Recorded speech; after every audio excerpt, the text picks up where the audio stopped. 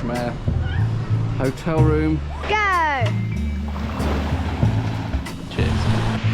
Sky's a bit nicer now.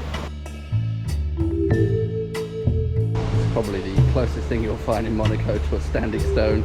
It's the famous hairpin bend, what is essentially an ornate gambling den. Any kind of... Oi! Just time for one final Negroni on the beach. We're getting the TGV again from Aix-en-Provence down to Nice and from there on to Monaco.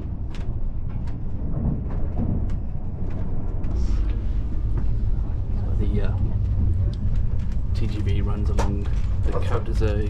Feels a bit like being on a boat. Nice station, short connecting train from here to Monaco. Quite a nice view of Nice station from here, rather grand, slightly faded. This is on the train from Nice to Monaco. Monaco station. This is the view from our hotel room here in Monaco. Sounds a bit flashy when you put it like this. We've it's a sort of a bit of a family tradition coming to Monaco. We sort of started off, we liked the south coast of France. But like the problem is, me being an awkward bugger, being a vegetarian, I always just got into a big grump about the food. Like restaurants in France are just very anti-vegetarian. So we found sort of Monaco is this kind of, it had the kind of the glitz and the glamour and the lovely weather and the coastline and everything of France. But with food I can actually eat because it's a much more sort of international and also slightly Italian leaning kind of place.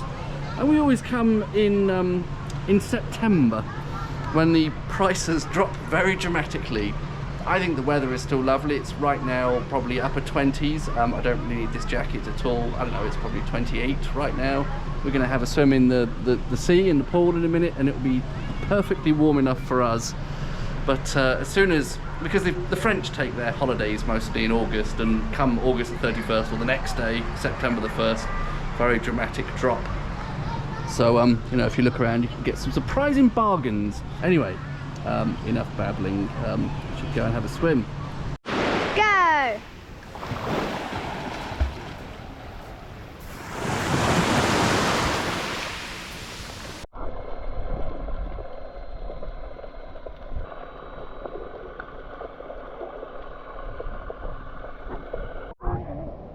Yeah, it's pretty nice. My family are very fond of this hotel because it has its own little beach attached. So it's one of the few times that actually all three of us will get in the water, because it's usually, as it is right now, surprisingly warm, even in early September. Little fish swimming in the sea. Hopefully got a bit of footage of that. And there's a bar at the far end of the beach. So when the sort of delights of swimming in a warm Mediterranean sea with little fish nibbling around my toes start to wear off, and I can go and have a Negroni. So it's pretty nice.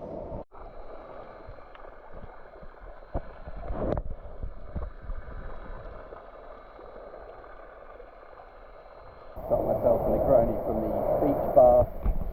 Sitting here watching the waves crash against the pebbles. Life is pretty good. Cheers.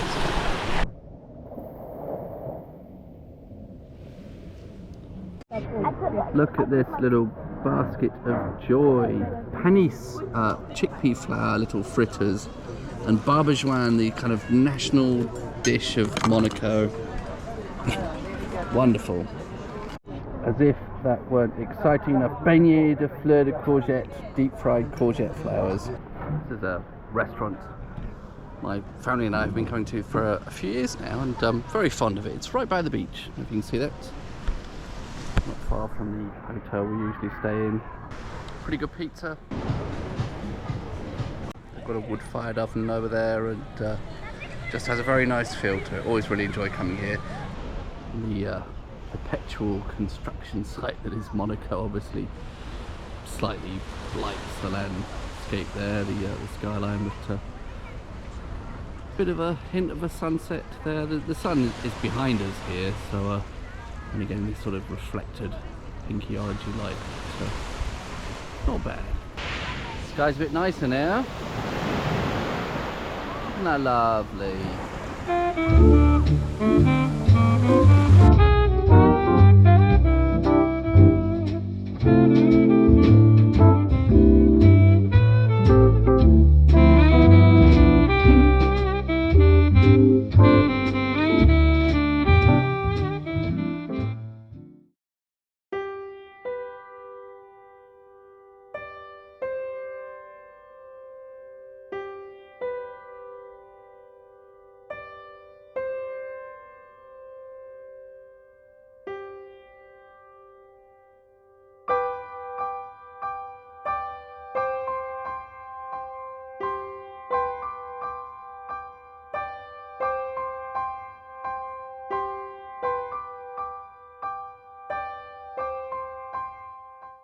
Woke up very early this morning to watch the sunrise. I got a time lapse of that. Hopefully that came out reasonably okay, at least on the beach hotel.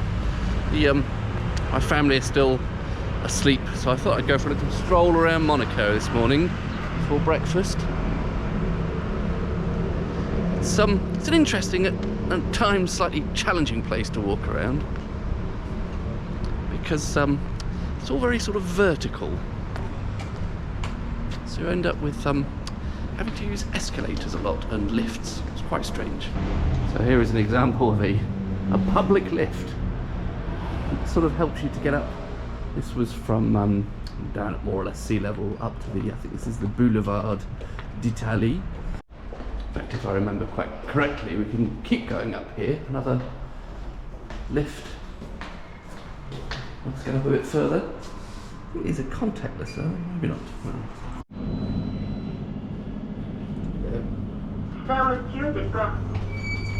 Really outdoors in a lift. This is the Boulevard d'Italie, sort of more residential part of Monaco that perhaps people don't see very often. Some slightly almost space-agey apartments over there, and these chemins seem to typically be staircases that help you get more height and more worn out. Chemin de Calais. Very modest and understated residence here. This is the Boulevard de Tenau, and actually marks the border between Monaco and France. How's on the left here, Monaco. How's on the right, France. Carrying on up another set of steps, we now have the Chemin de Tenau.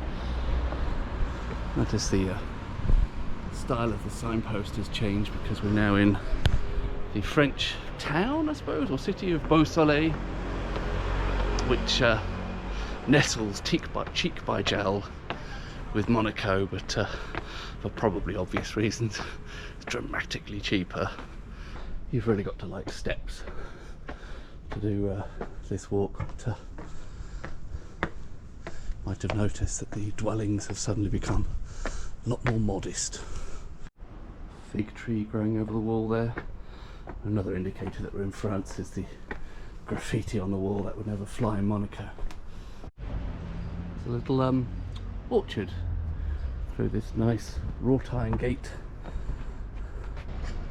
This, I realise now, would have been a great spot to watch the sunrise. It was always a bit obscured from where I was by buildings. More stairs. Nice sense of antiquity here. Looks all boarded up and disused. Nice view of the mountains there. And onto the Escalier de Bestagne. Wow, like an old drinking trough, an old well. Thought I could hear running water back there. I thought it was just drainage, but lovely.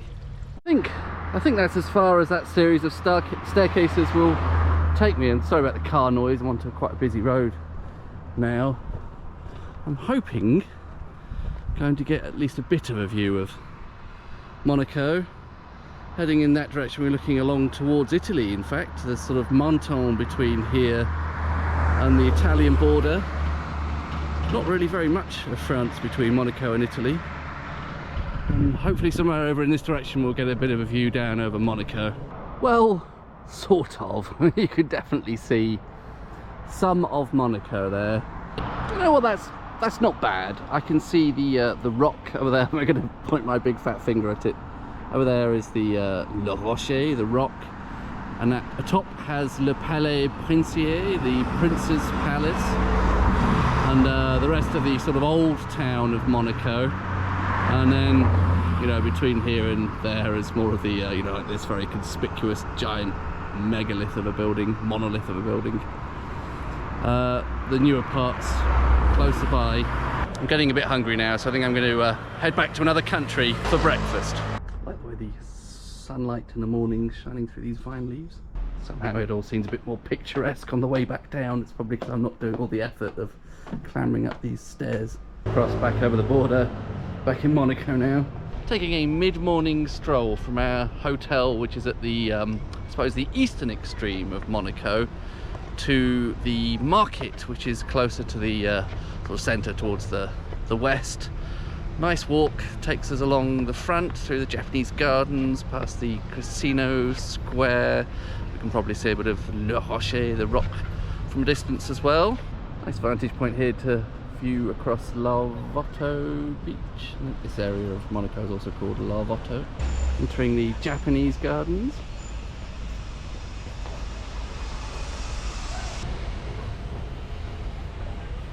The backdrop is a bit unfortunate, but foreground at least, lovely oasis of calm in Monaco.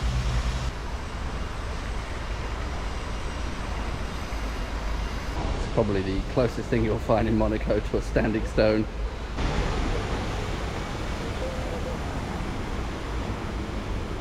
Shame the bridge looks a bit out of action there. The zen inner peace is perhaps a bit perturbed by the ever-present sound of construction work here in Monaco. Even has a little tea house for performing presumably Japanese tea ceremonies. Coming up to the Fairmont Hotel. Maybe familiar with this this tunnel going underneath it from the Monaco Grand Prix. As ever, constant construction site. Very discreet car there outside the Fairmont Monte Carlo. It's the famous hairpin bend from the Monaco Grand Prix. Lighting's a bit challenging. There, of course, is the famous casino. Can't think of any other place in the world where it's essentially an ornate gambling den would be such a tourist draw. Next to the casino, we have the Hotel de Paris, very grand hotel, owned by the state of Monaco. Very Monaco, looks like a Coca-Cola fridge. In fact, stuffed with champagne. This is the market. Really good fresh pasta here. Great spot if you're ever in Monaco and looking for a budget meal. Seems to be where a lot of the Monegasque people come for lunch. Only open at lunchtime, alas. The place I always want to go is this Chez Roger, the soccer, the sort of chickpea pancakes thing, which is a speciality of the Côte d'Azur, this bit of the Côte d'Azur, Nice and around there, but it's never open when I'm here. Closes Sundays and Mondays, I think. So, but really good selection of interesting, very reasonably priced food here in the market. Very reasonably priced pita. Was this about, I don't know, 13 euros? This one much less than that, for some mozzarella and tomato ravioli with pesto and some proffier with an arrabbiata sauce.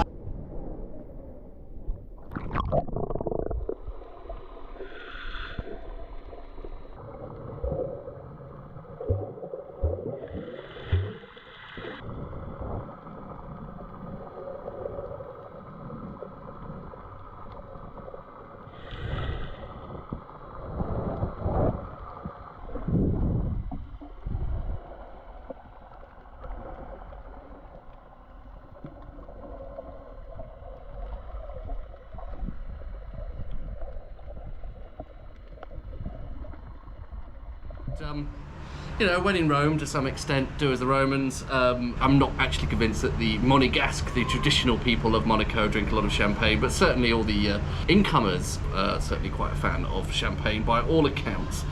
So it seems like an appropriate thing to do. I've had to improvise somewhat with the chilling setup because when I asked for ice, it came in a bucket that was too small to fit the The sun is absolutely baking the left side of my face. I'm guessing this is any kind of chilling this may have had is quickly losing its effect. This is Nicolas' own brand of champagne. So Nicolas was the wine shop I visited earlier, and it is a Brut Nature, so there is, I believe, 0 dosage, or at least very close to 0 dosage. So that means very little sugar added to in that second fermentation. And it is also a vintage from 2017. So what are we getting? A sort of bit of candied lemon peel there, slightly sort of bitter lemon notes as well. It is, as you'd hope, for a Brut Nature 0 dosage wine, nice and dry and slightly bitter, quite light. But actually, I mean, the colour is fairly sort of golden. I don't know if that's partly because of the strong sunlight. A bit less fruit expression than you'd expect in an English sparkling as opposed to champagne. Yeah, it's not bad. Certainly drinkable.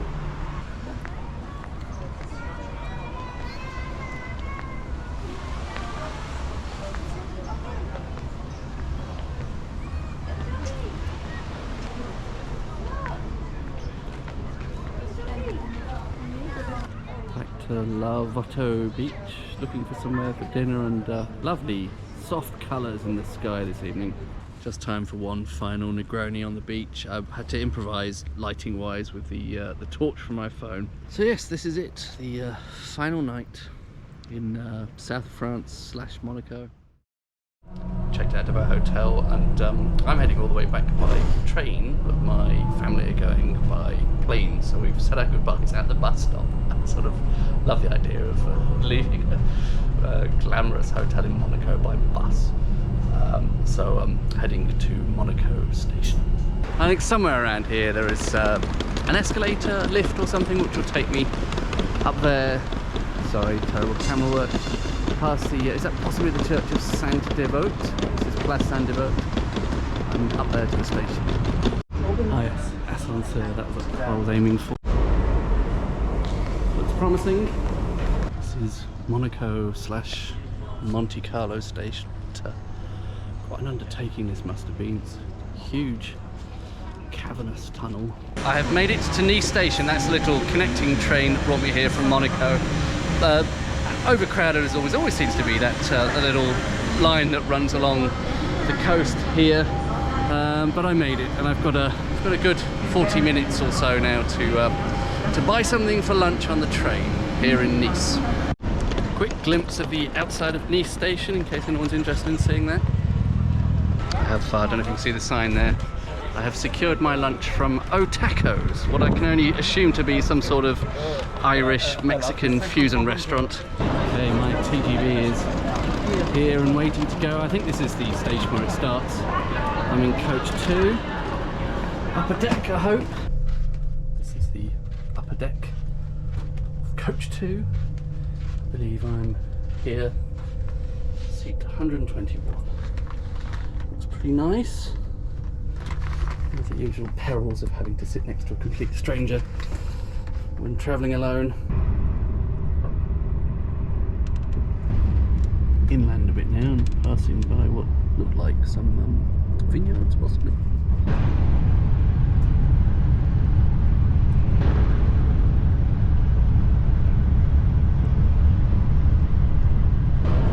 Having a uncharacteristically late coffee on the train. It is 5 PM here in France, but I guess it's only 4 PM back home. Normally my cut-off time for coffee is about 3:30.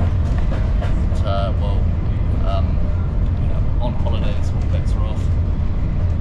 I have made it to Gare de Lyon. I don't know if you can get a sense of it from the platform at the other end, but the RER is very far from pleasant, but it does do the job. Today it was a little bit like an oven on wheels, essentially.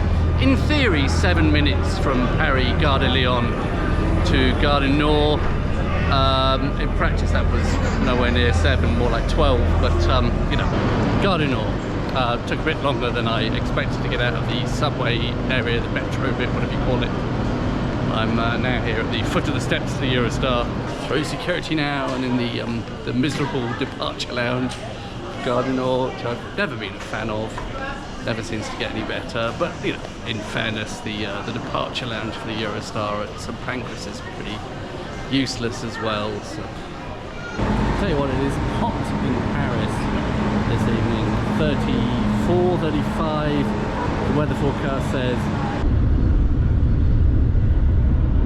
On the Eurostar now, bit of a sunset probably going to happen over northern France there.